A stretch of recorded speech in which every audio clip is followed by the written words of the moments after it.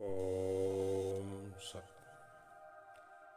बाहर भीतर एक है जब पाले निज रूप, भेद मिटे चिंता हटे हो भूपन का भूप, हो भूपन का भूप। द्वंद्व फिर रहता नाही, पावे गति निर्द्वंद वही, नर घट के माही। मैं तू का संशय मिटे, रहे न दुविधा नेक, अमृत घट के पट खुले, बाहर भीतर सब एक। भावार्थ, संसार में प्रयास से ही धन, यश, पद, प्रतिष्ठा, ज्ञान, विद्वता, ऐश्वर्य, समृद्धि आदि ये सब मिलते हैं। बिना प्रयास के यह कुछ भी नहीं मिलता। वैज्ञानिक उपलब्धियां, कृषि, यातायात, संसार, साधन, वाणिज्य, व्यापार आदि सब कुछ जो आज हम देख रहे हैं वह पीढ़ियों से किए गए मानव प्रयास का ही परिणाम है।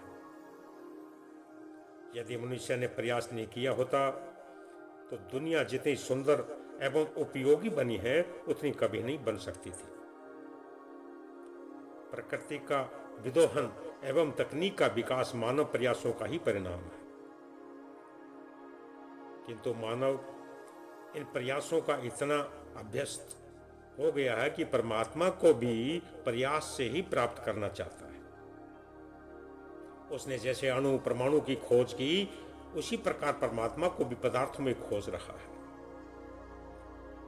वह उसे जप, तप, योग, साधना, हठ योग, मंत्र, भक्ति, समरण आदि के प्रयासों से प्राप्त करना चाहता है।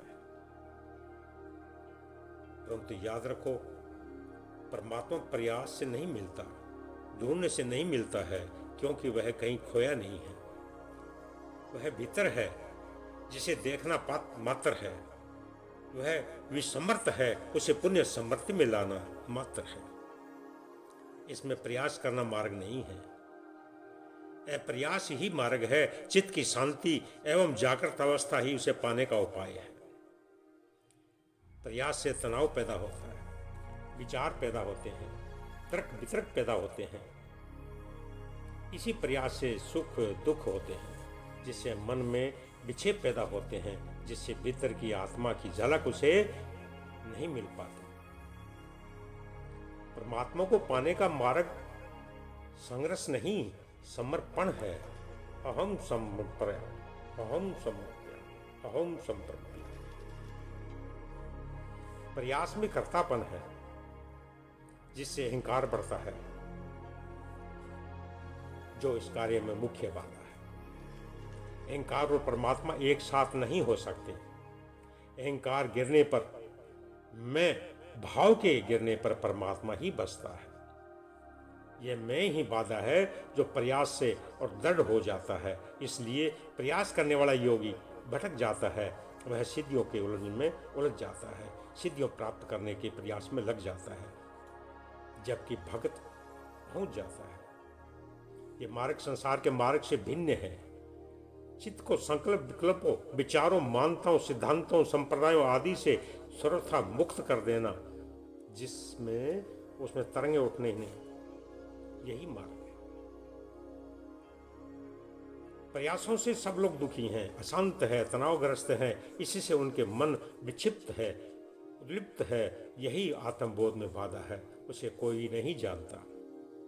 यदि कोई इस रहस्य को जान लेता है तो वह चित्त की शांति को प्राप्त होकर आत्मज्ञानी हो सकता है, आत्म तत्ववेता हो सकता है।